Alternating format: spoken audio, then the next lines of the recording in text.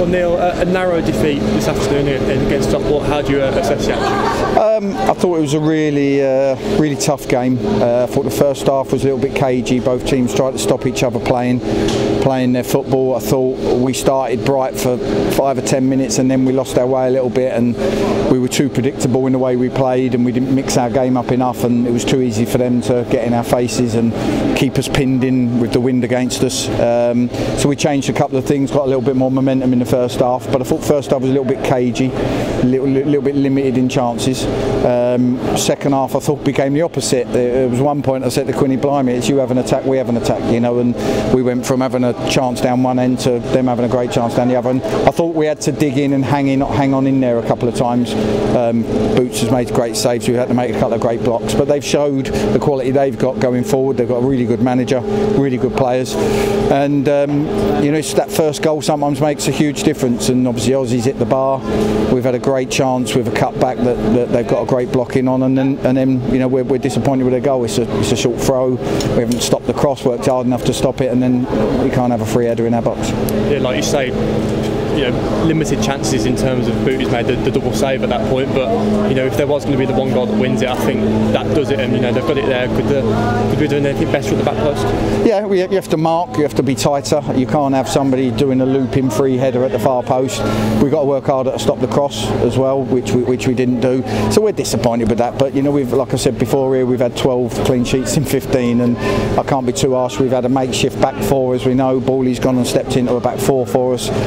You know, which has meant we've had to adjust everywhere else. You lose that extra height from having Bawley in midfield, and Lois has been magnificent at the back. So yeah, we looked at times a little bit like we was a little bit makeshift, but it was a good game and there wasn't much in it. I thought they probably edged it overall. Did they edge it enough to win it? Maybe, I don't know, but it's that one moment when it's 0-0, you've still got a chance to nick the game. Did the Boxing Day postponement affect us going into it? Obviously they won 5-1 on Boxing Day and perhaps had that momentum. Well, it's hard because you can't, you know, we can moan we've got 2 games in 3 days, and then you know, you can moan that we haven't had a game and we're a bit rusty, we haven't played for 10 days, so I'm not going to moan. It's football. You know, I'm used to having 4 games over Christmas, we've had 1, so it's a bit strange, but credit to them.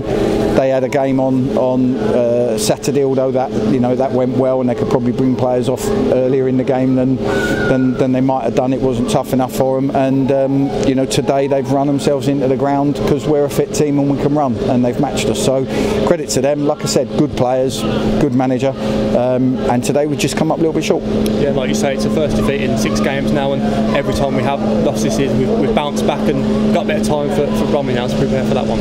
Yeah, we need to just get the balance right, a little bit of freshness back into the group, maybe a little bit of fitness, try and increase our fitness levels going into the second half of the season, and then obviously prepare for another tough game on a 3G away at Bromley.